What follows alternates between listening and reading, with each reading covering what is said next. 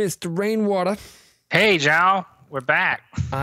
Well, I mean, we haven't really been gone for the listeners, but you and I haven't seen each other in weeks. It's been a bit, yeah. I don't know if you had facial hair when I last talked to you. I don't remember.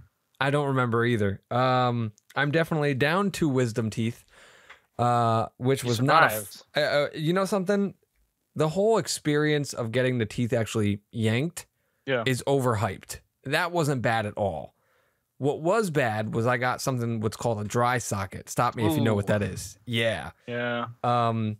Probably because my surgeon didn't tell me that I can't drink soda after, because I guess the carbonations attack the blood clot or whatever. Yeah. But I followed all the other rules. You know what I mean? I wasn't drinking. I wasn't chomping on like potato chips and all that kind of nonsense. But I got one of them in the back, so I'm glad we took the time off that we did. Yeah. Not because I couldn't talk, but because I was an irritable prick. You're just like it was painful, basically. It was painful for a while. I got a little bit of an earache. You know, it started. It was keeping me awake. I couldn't sleep on one side of my face, and people would talk to me, and it was like, I don't want to talk. I can talk, but I don't want to. The more I talk, the more my jaw hurts, the more So it was one of those situations. But all's better now. And then I go to the dentist for a filling, and he turns around and tells me, okay, we need to yank one more of your teeth, your wisdom teeth. And I was like, yeah, no, not right now. We're going to wait. And he was like, well, you shouldn't wait. I'm like, yeah, we're going to wait. I need a break. But anyway, oddly enough, that leads me into our discussion topic today.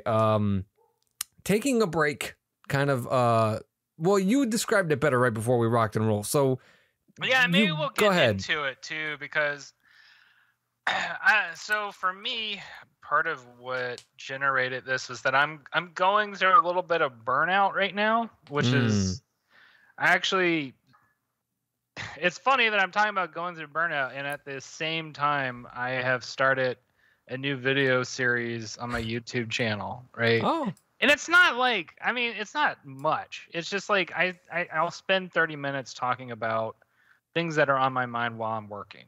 So I kind of was of the opinion of like, oh, I'm already working. I'll just use this time to add an additional element on my YouTube channel.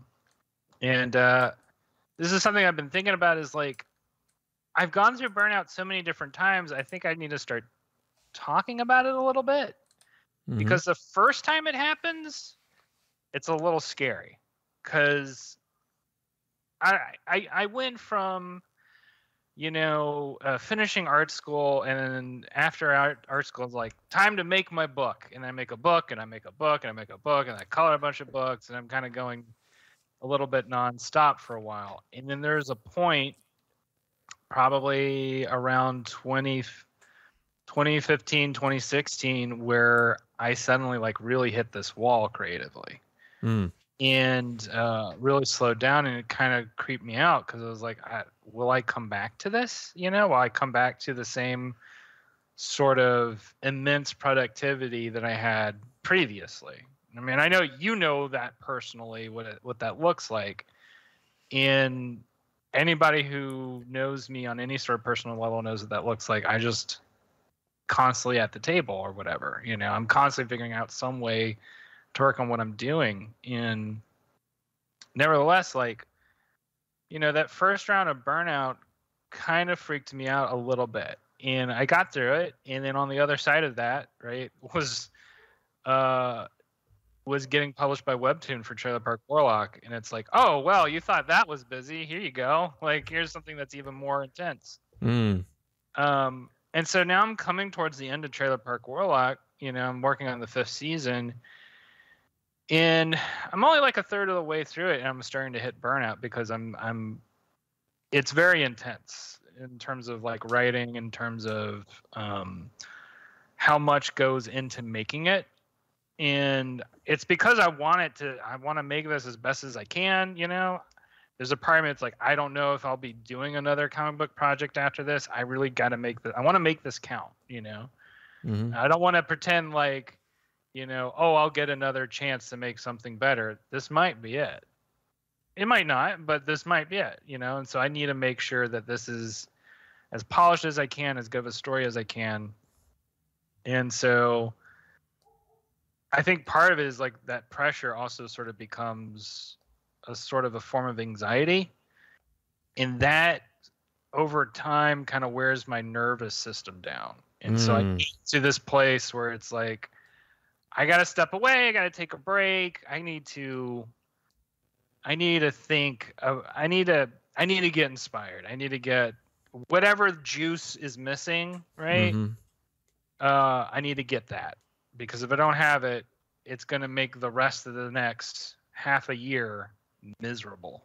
And so, I mean, for you, Joe, have you gone through these kind of periods in terms of burnout? I have anti-burnout. I have the reverse problem where I will accomplish something and then tell myself I'm taking a break. Yeah. Cut to 8 years later. Yeah. Right. And I'm still kind of humping the same project that, I'm going to do it. Even right now, getting the ball rolling again is my biggest problem. Like, I'm already looking at it, and like, I wanted to lens Haunted in August, and there are so many variables right now. My father is going through some health issues. My grandmother was dealing with some health issues. My mother is kind of the one that my mother was a nurse before she retired.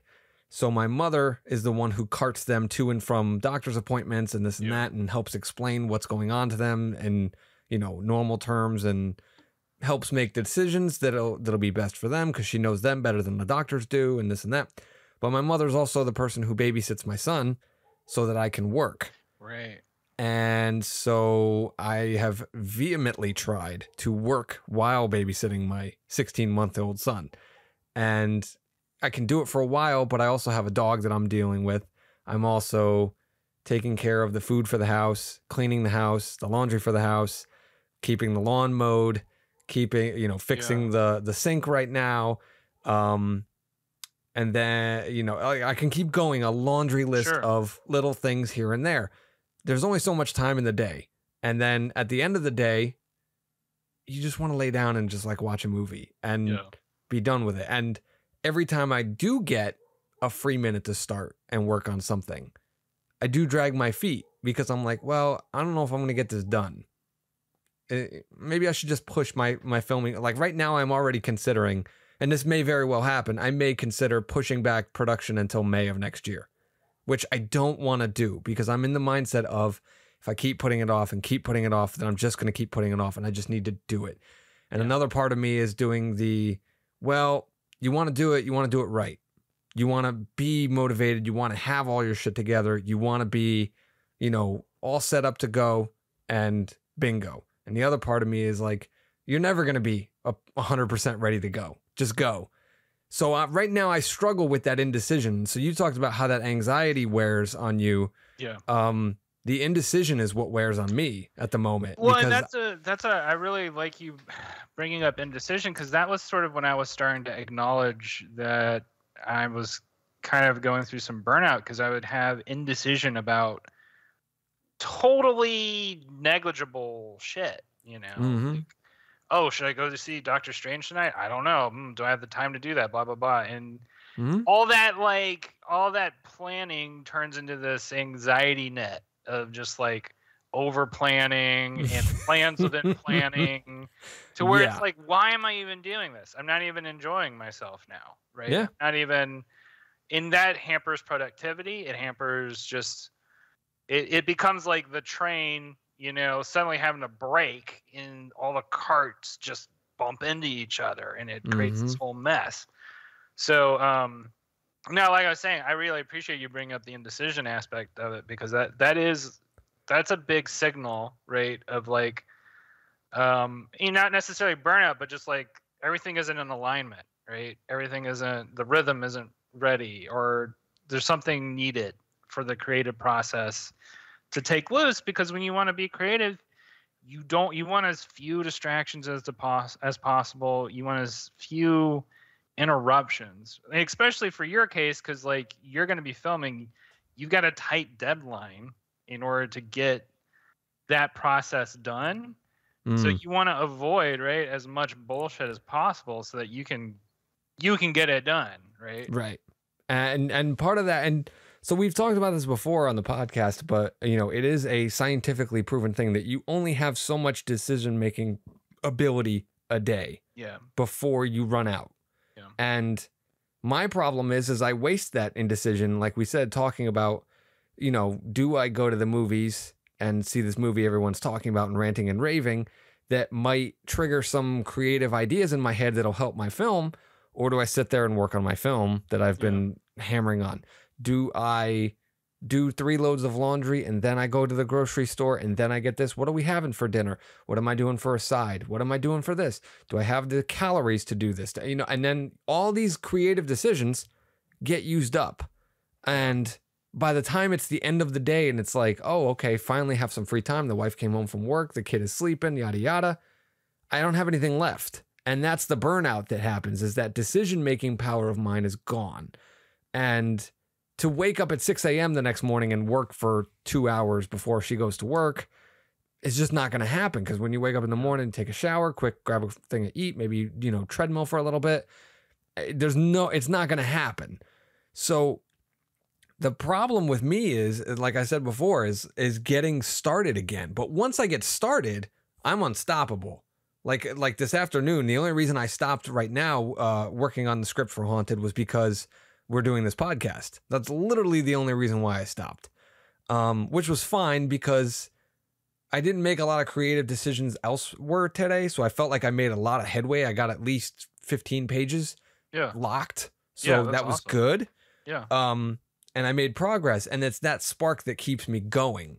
But I do have trouble stopping myself when I do that. You know what I mean? Like that itself is a problem, is going, all right, you've rewritten the script how many times, Andrew? It's done. It's done. You know what I mean? Like at some point you do have to let go. And absolutely. I definitely agree with that a lot, because that is like, it's another indecision point, right? It's a burnout. Yeah. It's an absolute burnout thing when you just keep chipping away at the block. Yeah. Yeah. And certainly at a certain point, you have to be willing as an artist to just embrace the risk, basically. You know, I'm kind of coming to that conclusion more and more, and had sort of some revelations today after going to the Baton Rouge Art Gallery for this just session to like listen to artists talk about their work. And there was one particular artist by the name of Paul Dean who was just talking about his stuff and talking about his process. And a lot of what he does is sort of inspired by found art stuff. So like he had this one set of pieces where he would find shelf art like at thrift stores. So like super cheap, you know? Yeah. Like just like a old wooden statue of an owl or like a Buddha or stuff like that. And then he, I don't know, he never really described his thought process. So it seems, it's just like, how do you connect all these dots? But anyway, then he got like cans of whiteout spray paint and just spray painted over them. So they're all white. Mm-hmm. And then after that, he got a ton of fortune cookies. And I like this guy already. I know. And then what he did is he would cut out almost like ransom notes, like, and make his own fortunes from all the fortune cookie fortunes that he had, and would put them on the white, you know, piece. So like each piece comes with its own specially made fortune, and they're all like more profound than fortune cookie fortunes, basically. Okay. And it was like, to me, you know, I actually bought one of his pieces because they were kind of affordable. And to me, I was like, wow, that process alone just makes me interested in the piece. And the way that he went through the process seems so just spontaneous, you know? And I think you have to sort of embrace that spontaneity a little bit sometimes, especially when you're in the middle of that indecisiveness or that burnout or whatever, because ultimately you kind of have to come to a point where you're like, well, there will be others. Which is in total contrast to what I was saying earlier, right? And part of my issue with Trailer Park Warlock right now is I'm approaching it like there's not going to be others. And so that's creating certain indecision for me, right? And for you, that's like kind of what's going on with Haunted, right? Like, absolutely. Well, because it's the only script that I have that's ever won a shit ton of awards, right? Like I have a couple of other scripts. I haven't submitted them really to anything, but that's the one that's got like all the accolades and everything right now. And that's the one I've been talking about since 2016. Yeah. And everybody's aware of it and everybody's waiting for it and probably have given up on it. And there's a pressure in the back of my mind where it's not so much the only one, but it's, hey, you've been talking about this so long. It's got awards. You better deliver, motherfucker. And you know what I mean? Like it's one of those things where I think I've overhyped, whether it's in my own head or actuality, I've overhyped it. And there's a pressure on the back of my head to deliver. Do you know what I'm saying? Yeah, like if everybody goes, wow, we waited 12 years for that. Yeah. Then it's like, okay, well, I'm not going to have another one, or no one's going to get excited for the next thing that I do. But then I have to remind myself, Tim Burton made Dark Shadows and he's still making movies. Yeah, there's always like that's the thing is there's always room for a comeback. Yeah, there's always room for a comeback. There's always room for a bomb too, because it's like that's the thing is like that dude I was talking about earlier, Paul Dean. Like, I'm absolutely positive he has hundreds of things that were throwaway ideas that he went through. Yeah, because it's like that wasn't the only thing he had on display. His other thing that really took me off guard, because I didn't even notice it when I first walked past it, is he had like, I don't remember how many, maybe like 100 of these little tiles, and each tile was like a little tiny painting. And they were, I mean, like yay big. I actually bought one of the tiles because they were like $10 each, so like yay big, I guess. Okay. And I don't know if it was I don't know if he did like shrinky dink art or what, but like all it was is like a tile with a pin on it. You stick it into the wall and you have an immediate just like painting, It doesn't take anything. And as like as an item that people want to purchase, like it was extremely attractive. Like everybody was getting in line to buy one because A, it's super cheap, and then B, it's just like really interesting and neat. Like let me correct your language there real quick. It's super affordable. It's super affordable. You're right. It's very affordable for art, which was another thing he had going. So anyway, but yeah, like when he was talking about this stuff, I was looking at him like, this guy is like the Obi-Wan Kenobi of like art right now in my mind. He's just like, because there's a sort of not giving a fuck attitude towards creating it. Mm-hmm. In order to embrace that, you have to just like be willing to have the bombs, have the ideas that just never pan out, It's very French. I guess so. Let it go. If it bombs, it bombs. Fair, Come back tomorrow. But you I started doing an impression of our old roommate. But you kind of have to embrace it like that because, I mean, ultimately, it's hard, right? In your situation in particular, it's hard because it's like, it's a lot of capital. It's a lot of everything. It's a lot of organizing. It's a lot of capital. It's a lot of manual labor. It's a lot of emotional labor. It's a lot of logistical labor. It's a lot of negotiating. It's a lot of traveling. It's a lot of just literally everything. I've described filmmaking before as putting on a wedding 3 days or 3 weeks straight. Yeah. And that's literally what it is. It's picking out clothes. It's picking out the people. It's picking out what they're going to say, picking out where it's going to be, cover, how it's going to be filmed, how it's going to be lit, how it's going to sound, how it's going to how we're going to feed everybody, how we're going to get everybody there, how we're going to pay everybody. Like, there's a million problems, and even if you're organized to a T, things are going to fall. It's going to rain one day that it wasn't supposed to rain, and you're supposed to do an outside sunny shot or whatever, and you got to reorganize and shuffle. But this person took that day off from work, and this person didn't, and then you got to try and talk them out of the job. And if you don't, you got to give them money. And if you don't, oh, but this person's coming. Oh, but we only got the vegan thing that day, and they don't eat vegan, and that, you know what I mean? Like, there's a million. It's a ripple effect when one thing goes wrong. So you have to plan the contingencies, and then even then the contingencies don't always line up the way that you want them to. And it's all this thing for you to sit there, edit it together over a course of several months, throw some music on it, and then premiere it in a theater, and possibly have people go, that was it? Oh, okay, I didn't get it. That problem will happen after all of that hard work. So you want to put in as much prep as possible to try to do it right, to try to do it the way that you believe it, because and I'll speak for myself, but I'm sure you'll echo the sentiment. I can accept failure if I got exactly what I wanted and put it out there and people said, oh, I didn't get it or I didn't like it. I can look at it and go, all right, I was wrong. But if I'm on set and I'm trying to get an actor to say a line and they're like, oh, I don't want to say that line. You have to say that line. Well, I don't want to say that line. And then they say the line, but they don't say it the way you want it to. And then that's the only take you can use for some reason. And then that happens a bunch of times during the thing with different things, whether it's lighting or location or whatever. The back of your mind go, well, that's not what I wanted. If it had been what I wanted, the audience would have liked it. The audience would have got it. And that frustrates me.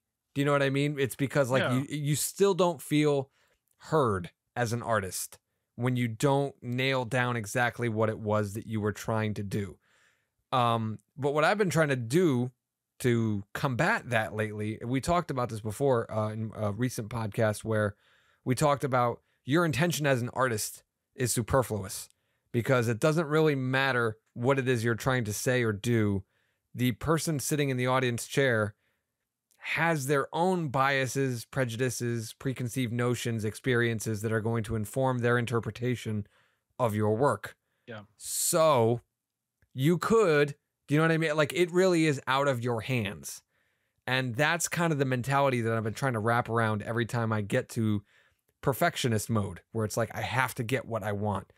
And I try to remind myself, even if you get it, it doesn't guarantee it. So take it a little easy on yourself. Like, there's still part of me that's like, try, but if you don't get it, roll with it. Yeah, you have to try for sure. But like you're saying, like, there's only so many times that you can try, and then at a certain point you got to go. You know, you gotta. I don't have that issue in terms of the cost or the organizational stuff that goes into making comics. For me, it's all time. It's a lot of time, and that is something that I've been really trying to honestly come to grips with, because I'm in the middle of this moment of like, okay, am I going to keep doing this after Trailer Park Warlock? Am I willing?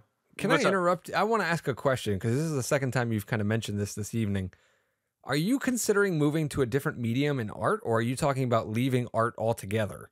I'm not thinking about leaving art altogether at all. I am thinking about, like, are there other mediums that I need to mess around with for a little bit to, like, do my eat, pray, love period as an artist, you know, to just like figure my shit out or whatever, because I go through those periods.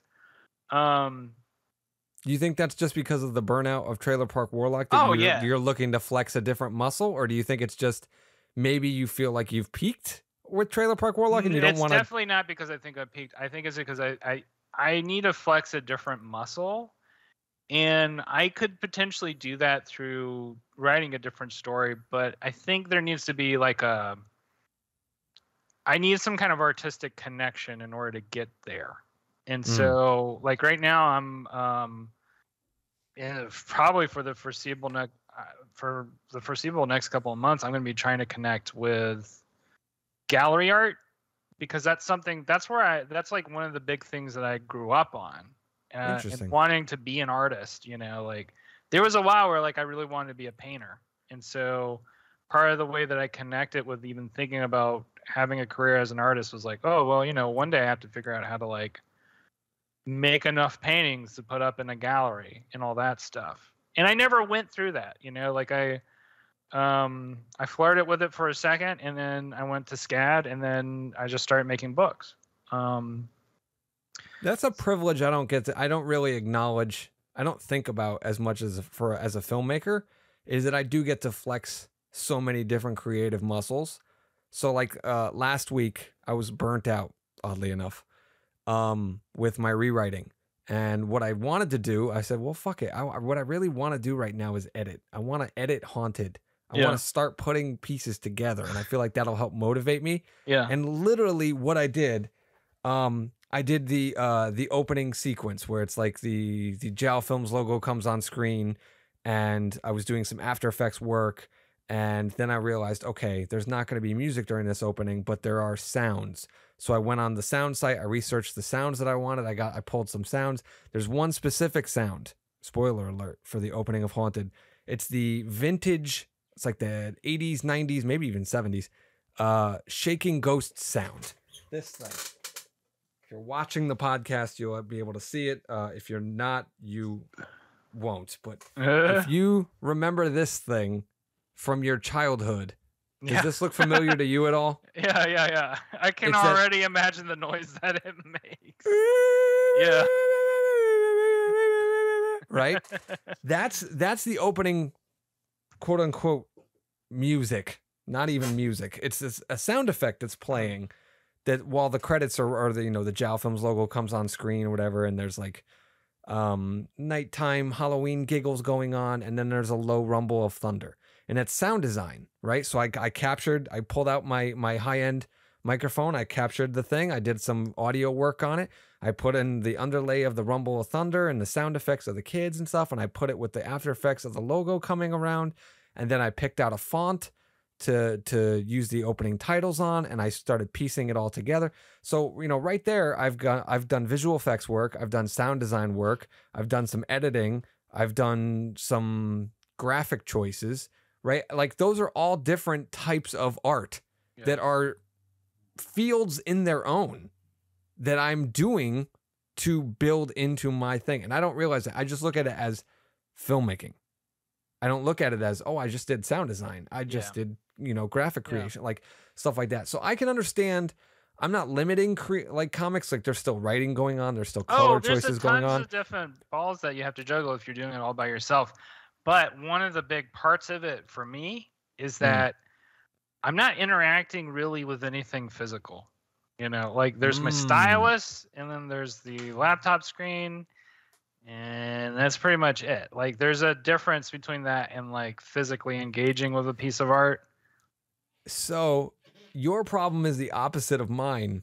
Your comics does exactly what you want it to do when that stylus hits the screen. Yeah. Whereas when you paint, the paint doesn't always react the way on the canvas you want it to, and you're in search of the pushback, whereas I am chasing it. Does that make sense? Yeah. I'm chasing perfection, and you're running away from it.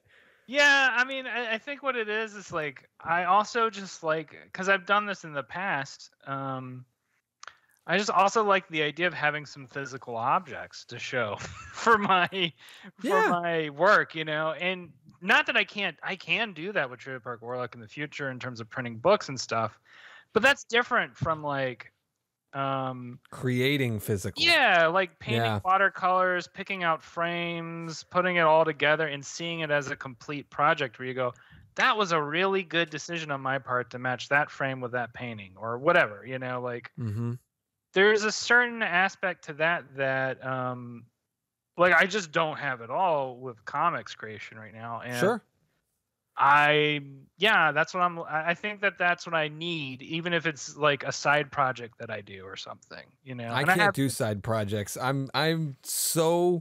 Side projects are the devil to me. because that to me is like, I keep telling myself I really want to write Cemetery Sweethearts, that the ghost love story that I told you about a couple of months ago. But I told myself if I stop and I do that, I'm not working on Haunted. And that's what I'm supposed to be doing. Like, I need to work on Haunted, and if anything, the desire to write that script, that other script, should be what motivates me to get done working on Haunted, which I don't know if that's good or bad, because really I should want to just make Haunted and, you know, be in love with it. Yeah. But the other part of me is like, well, whatever works, whatever gets it done. So it's a little bit of give and take there. Do you know what I mean? It's that, I don't know where I was going with this. I was on to something and then I forgot what it was. What were you talking about? Well, I was talking about, for me, like, I'm, you know, dealing with the side projects. Yeah, the side projects. Right. No, I understand that. What it is like, within a given creative day, like, I get tired of working on the same thing. So I just either need to have another thing to kind of just variety, mess around with, you know, just to experiment on and not feel any kind of pressure about how it turns out. As a way to exercise other creative muscles, right? Like, that's different from, like, if I did a side project and it's like, oh, well, I'm gonna, you know, write a music album, because then that's the cycle of thought that's like, oh, I need to make this as best as possible to present as a thing, versus I don't care how this thing I'm going to make turns out. I just want to make it. I just want to fart around, see what happens. If it turns out good, great. If it doesn't turn out good, whatever, you know, like, I could put that into, like, baking, you know, and I thought about that for a second. I'm like, okay, maybe I could just bake cookies or do pickling or something like that. I did that with a macaroni and cheese dish this afternoon. Nice. I did a little experiment. I was like, well, instead of doing salt, I'm going to do MSG. And I did, and it didn't work out well. I think I botched it. I think I put too much macaroni versus cheese sauce that I made, and I think it thinned out the cheese enough, or too much, that it wasn't enough flavor. Yeah. But lesson learned. But that's the thing, is like, it needs to be something physical, right? For me. And not necessarily every artist has that. I think they do. What's that? I think they do. I mean, it's hard for me to know, because every artist is different, right? Like, every artist has but different... I think we all have that wavelength. I think that variety speaks to us. I don't think any artist, at least any artist worth their salt, craves routine. Sure. Right? I mean, isn't that kind of our that's kind of our gimmick, is like, we are the ones that buck routine frequently. And you know, in what way we handle breaking routine, we all absolutely have different ways of going about it. But the idea of that variety or bucking routine is ingrained in us. Like, we are contrarian in nature. Like, there's no escaping it. Absolutely. It is inevitable that there's going to be a point for me where it's like, oh, I'm going to look at this from the opposite perspective and see how it goes, you know? You're 100% correct about that. So yeah, I mean, that's certainly one way of dealing with burnout, right? And then there's the other way, which is, you know, literally taking a break, right? And just, like, taking your hands off the reins, stepping away, and then going through. But what? How do you do that? Because as an artist, tell me the truth. As an artist, even when you're not sitting in front of the computer with your stylus in hand, your brain is still going, hey, what about this plot point? Hey, how are you going to draw this? For sure. Hey, what color are you going to use? Like, you know what I mean? Like, and I'm same thing with me. I'm changing my son's diaper, and I'm thinking to myself, how am I going to pull off that shot? And that's not taking a break. That's although I'm finding multitasking. Yeah, it is. Although I'm finding that I don't have those thoughts occur unless I take a break lately. if that makes sense. Like, but is it still taking a break? Yes and no. Like, that's the thing is, like, I spent most of my time during that goddamn Doctor Strange movie just thinking about, like, you know, ideas for Trailer Park Warlock and stuff like that. Because not only because the first 2 acts of that movie are incredibly boring, but like also that's how I often will engage with, especially with music. I engage that way a lot, where I will zone out. Like if I go to a concert or something, I'll zone out and start thinking about, you know, future plans and stuff like that. And I think that that's kind of inspiration process. Like, I think that's kind of an inevitability for a lot of artists to come, you not just during like art, you know, like during a movie or music concert, but also like going on a vacation or something. Like I was thinking about all the stuff I worked out when I went on my trip to Taos, New Mexico, you know, where I traveling for like 16 hours. That's so much time to just kind of let things sink in and take into heart just like everything that has happened up to that point. And I think that's crucial as a place to marinate as an artist, because you do need marination. You need that moment to just like let it sit. And I know like for you, it's kind of a different situation because you're at this point where you really need to want to get this thing done that you need to get done so you get to the next step. So it's sort of we are at different points in our creation process at the moment, right? Like you'll probably be there when you're editing and you're like fucking tired of editing and you need to take a step back so that you can come back at it with a fresh perspective. I already have a plan to handle that, but that's the thing is like the bread of the filmmaking sandwich is so much easier. The writing part and the editing part are the easiest parts of the entire thing. If anybody tells you differently, it's just because they're burnt out from doing the same thing over and over again. But being a producer, director, cinematographer, sound recordist, that you have to do all those things all at once. That is what is very grating and trying. Whereas editing, you got to do some sound design, maybe some color correction and color grading and stuff, but not that much. Writing, fucking easy compared to the rest of it. I mean, don't get me wrong, it's not an easy process, but it's easy compared to the rest of the process. So when I get to editing, I'm going to be a happy camper because I can pace myself. The plan was to film in August and then not have to premiere the film until the following October. So a year plus later. And I would be able to go, okay, hopefully I'll be back at my day job by then. And I will bring my computer and maybe when there's downtime, I will edit. And then I'll work when I have to work. And when I don't have to work, I'll do it. And then I will leave that computer there and go home at the end of the day. So I will literally be forcing myself to walk away to it. You know what I mean? I have to go home and cook dinner. I have to go home and see my son and my wife. I have to go home and go to bed. I have to go home and watch a movie. I can't edit anymore. And that's my plan. It ain't going to go that way, but I like to tell myself it will. But I don't know. That's my hardest problem is taking the break. Like the closest I can do, and this is one of the happiest things. And a lot of people talk about how alcohol screws up their lives, but man, I'm telling you, it's making a difference in mine in a positive way.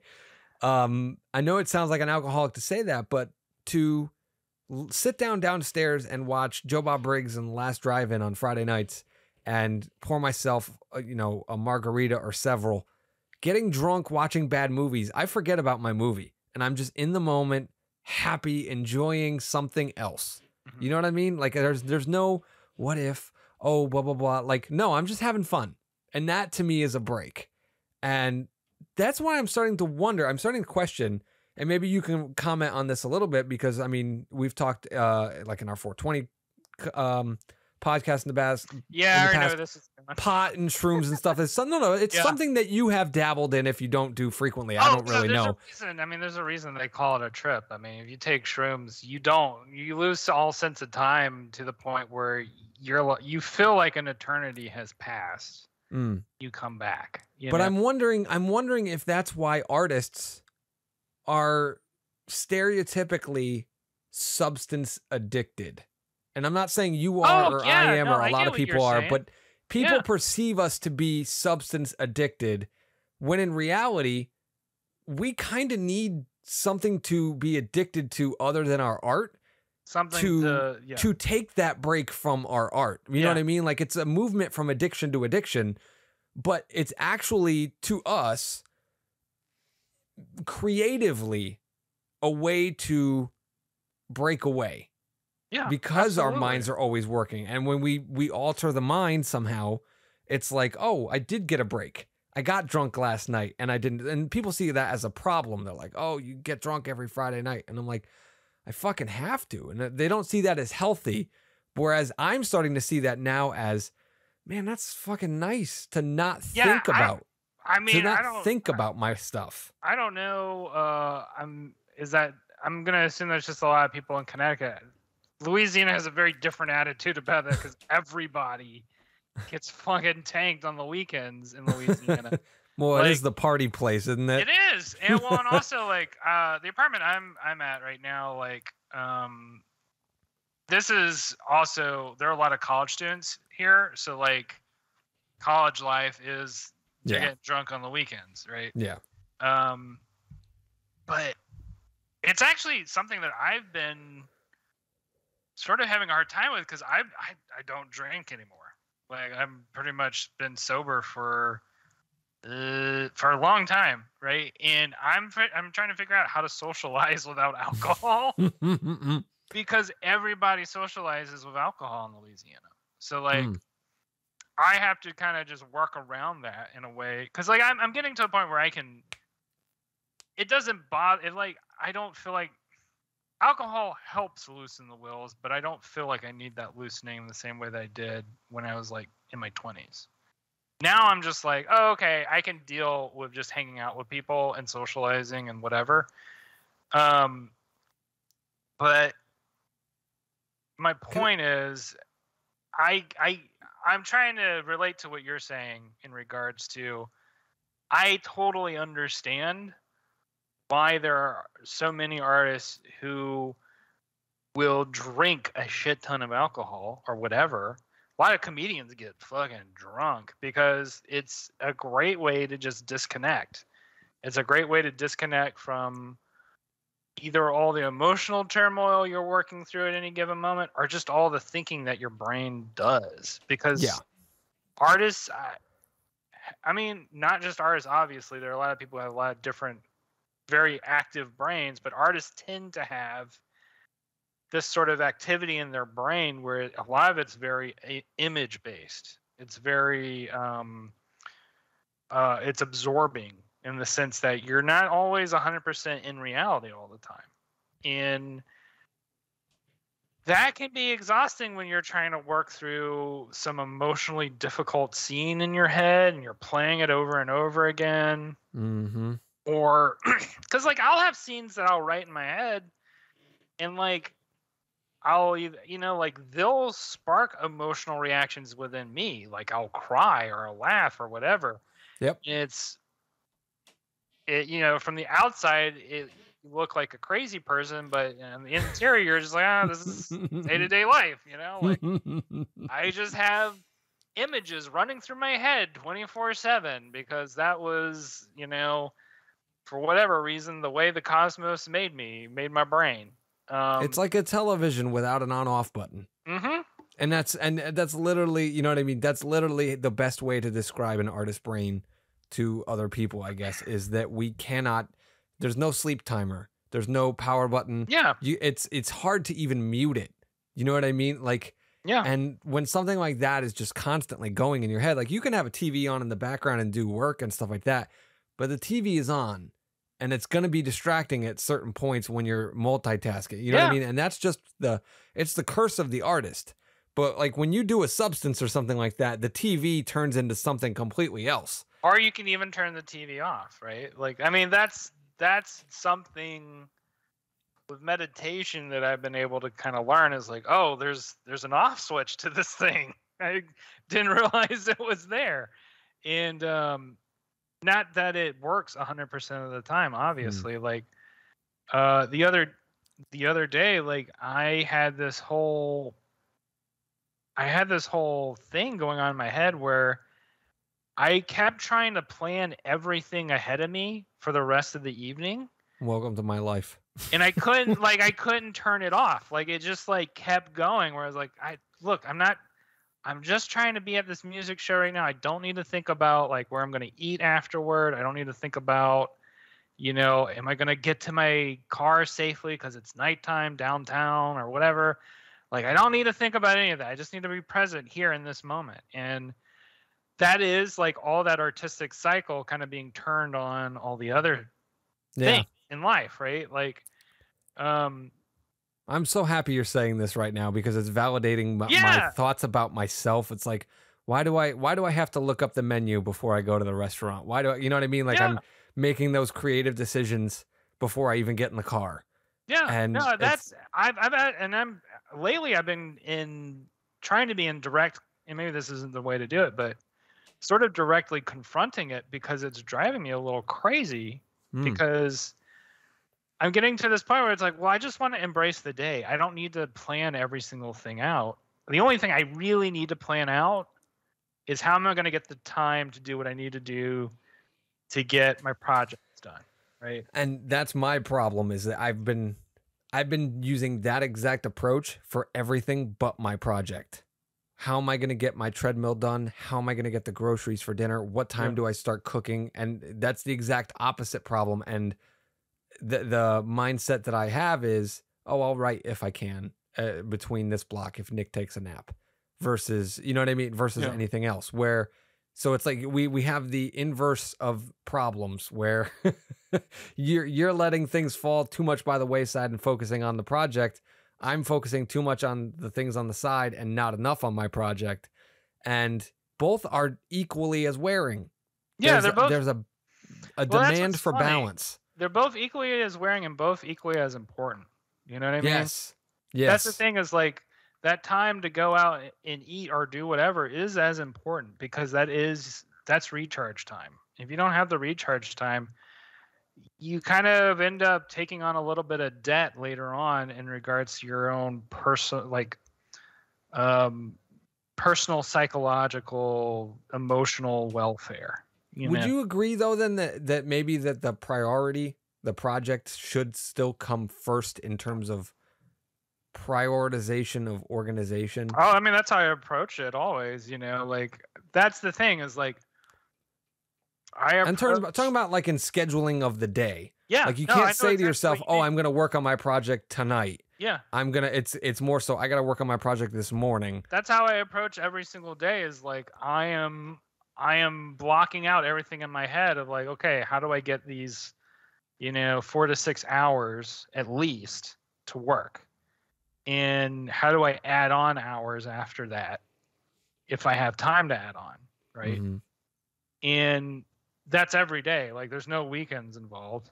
You know what I mean? Like there's no, what I'm saying is I don't get weekends to just be like, oh, I'll take a break. Like the way that my schedule works right now in such a way that I'm able to get all this done is that I continually keep coming back at it every single day. And like maybe there are days where it is only 4 hours and maybe another day it's 8 to 10 hours, but I make sure that that's blocked in and that that's there.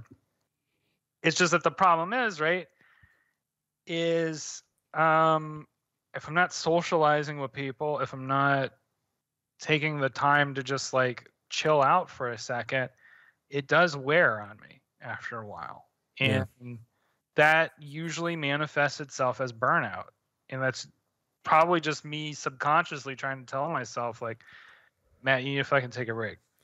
Like, Matt, you need to like get away from the computer. You need to get away from all this electronic stuff. you need to go for a walk in the sunshine, or you need to go get inspired in some way, but you need to do something different.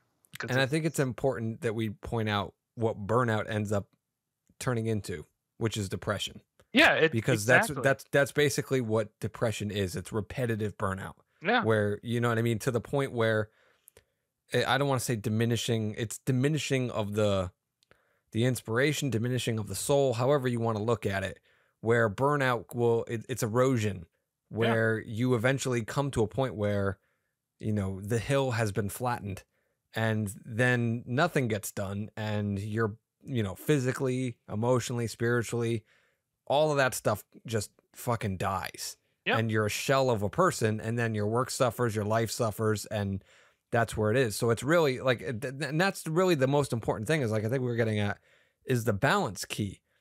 Yeah. Is you have to find that balance, because it's not good for you as a human being, and it's not good for you as an artist to chase burnout. Like, there's a lot of people that, you know, take, like, I believe it's an Asian mindset where it's like, oh, if you fall asleep at your desk, then that's like a great thing because it means you're working yourself to the bone. And that's a very business, commerce, capitalistic type of view. Yeah. And that's not art. Like, art, you know, there needs to be some of that in art. Like, you do need to push yourself sometimes where it's like, okay, I don't want to, but yeah, you need to. But at the same time, that's not balance. That's not a balance at all. It's not balance, and I mean, it's something that I have a hard time relating with, because it is, I have seen it with a lot of Japanese artists, where, I mean, I think Korean artists go through this too, but it's just like, they're so prolific that they have that kind of thing where they're sleeping at their desk, that kind of stuff, where maybe they're getting, you know, 4 hours at most a day and of sleep, right? Because they're spending the rest of their time working. And I don't understand how you can be that peak creativity at that rate. I cannot do that. And I drew a heavy boundary with myself, like, about just work in general, is like, I'm not going to lose sleep. Sleep is like something that keeps me recharged. It allows me to operate.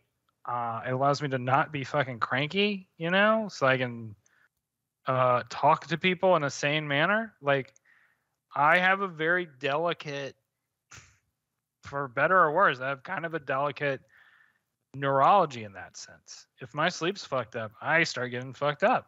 Like, it's harder for me to stay on top of everything. So I you know, that once again, that gets blocked into the whole calendar of events in the given day. And it's hard for me to imagine how some artists do it, but they do it, you know. But it has to be a toll that gets paid later on in some way or another, you know. Yeah. Whether or not, that's what I think where we can wrap up, where we're talking about there has to be a balance. I mean, you have to prioritize. Prioritization and balance are the two things that can combat burnout. Yeah. And there has to be, as an artist, you have to understand yourself and how you can turn off your television in the brain, and you have to embrace it. But you also, and I think this is going back to the whole substance abuse thing, you have to understand, I think the people that become substance abusers who are artists lose that balance of, oh, I'm going to drink tonight, or, oh, I'm going to, you know, whether it doesn't even have to be, you know, alcohol or drugs. It could be a sex addiction. It could be food. It could be, you know, there could be a million different addictions that they swing to for their relief. You have to find a balance in that thing. It could be working out. It could be something as healthy as working out, going in the gym and lifting weights and running on the treadmill and doing all that kind of stuff. You can overdo that stuff. Do you know what I mean? And become so addicted to it that you lose your artistic fervor. And finding that balance is key. Yeah. Like, you know what I mean? Like, you talked about going for a walk or this or that. Like, I probably prioritize exercise too much. You know what I mean? Like, I'll do a treadmill in the morning And then I'll say, "Oh, I'm mowing the lawn today. That's going to be extra exercise." And then I'll go do the boardwalk this evening. That's roughly 4.5 hours of exercise that I'm doing. That's way too much exercise for one day. 1 hour, maybe 2 hours is probably the best. You know, do like a half hour treadmill, half hour weights, or 1 hour treadmill, 1 hour weights. That's fine. But when you start getting into 4 or 5 hours just to justify the food that you're cooking later, now you have two things. You know what I mean? Like if I'm doing, I'm going to do deep fried chicken crusted in graham crackers, and I'm going to do like a maple bacon mac and cheese, and like if you're throwing your addiction too much in different directions and not enough on your art, then all of a sudden you've lost your art. And that's the thing. Like you talked about, you're not going to sacrifice sleep. I'm not going to sacrifice time with my son. Yeah. I know that. Sure. That's just not going to happen. I love him too much. I want to spend as much time as I can with him because I know I'm not going to get it back. And I know it's actually, the whole pandemic thing has been a gift because fathers don't get to spend this much time with their sons as I do. And you know what I mean? Like if I have another kid, I'm not going to get to have the same experience with them. I'm not going to have the same influence on them. I'm enjoying this while I can. But at the same time, I also do need to find a balance in that because he needs to learn to be by himself to some extent, even though he's a toddler. You know what I mean? Yeah. He needs to be with his mom. He needs to play with toys. He needs to do all that stuff. He needs not to be with dad constantly. That's a good thing for him. But it's about finding that balance. And that's things that I need to do. So like, even if, like, I'm sure you've saved some time. Well, tomorrow I got a deadline, so I am going to wake up an hour earlier. Like you sacrifice a little bit of sleep to make sure that art gets done. Yeah. And that's that's the necessary. You can't be unflinching all the time. There has to be some compromise. Yeah. In terms also, of that balance. You can take naps too. That's the other. I haven't taken a nap in, I can't tell you. I slept the other night for 4 hours, and then my son was with my mother during the day. My wife was at work, and I didn't really have anything to do that day. Like dinner, we were ordering out and everything like that. I didn't need to really work out that much. Didn't take a nap. I should have, but I didn't take a nap. I found other things to do, and that probably wasn't the best thing for me, but it's a process. And I think it's okay to lose a handle on it too. I think artists need to get off their own backs a little bit. It's like, oh, I fucked up, and tomorrow I'll fuck up again. Oh, I'm never going to fix it. Oh, just start over. And don't even wait till tomorrow. Just say, all right, that already happened. What can I do now? And just get back on track and go. And that's it. Yep. Any closing thoughts on the work productivity, burnout, balance, anything like that? Yeah, I mean, just make sure that you have something that's outside of your work in general, not just with art, with anything. Like, family, friends, hobby, something that engages you in the world in a way that's very unconditional, where it's just like something you just do purely out of love, and you're not worried about how it turns out. There's no attachment to the outcome, because so much else in life, you do get really attached to the outcome. And having that place where there is no concern about how things turn out with it, whether that's exercise, or whether that's a sport, or whether that's some kind of game or hobby. I think that can really help balance you out as a person, for sure. My final thoughts on burnout in terms of balance and this and that. I think it's actually a good thing to get burned out. Kind of like it's a good thing every now and then to, I don't want to say hurt yourself, but like make mistakes. Sure. Because that's what burnout is. It is a mistake, and it's a reminder that you are human, and things like that, failures do teach you things. Yeah. And if you are conscientious enough to realize that you're being burned out and realize that it's a mistake, and humble enough to acknowledge that you are imperfect and you make mistakes and you fail and all that kind of stuff. Mm. You can pull something out of that, because if you look at it and say burnout, you know, oh, I'm burning out on this project, you can say to yourself, well, then that project is suffering and other things are suffering. And that's not what I want. I want everything to be better. How do I fix this? You know what I mean? Like there's a humbleness that can come from that if you're willing to admit that you're burnt out. And I think that that's necessary for life. I think that's necessary for life and the creative process, is to be able to screw up and fix things. And because usually when the rewrite is better, right? Yeah. We've talked about that. The rewrite is usually better. And usually after you've made a mistake or something, when you fix it and you give yourself a little bit of relief and time to do it, and you approach it with fresh eyes, you do better. So I think burnout can be a good thing. As long as you acknowledge it, and again, balance. You know, you realize, oh, I burned out too much, or I'm being too relaxed. And you know, right. like in my case, where it's like, you know, okay, maybe you need to work a little harder. So I think that's what it is. I think you really got to, as an artist, you have to be. We're so perceptive of other people, and we refuse to be perceptive of ourselves. Yeah, right. I think that's one of the lessons that artists need to learn, is to be perceptive of yourself and to work on yourself as if you were a piece of art, and acknowledge the burnout.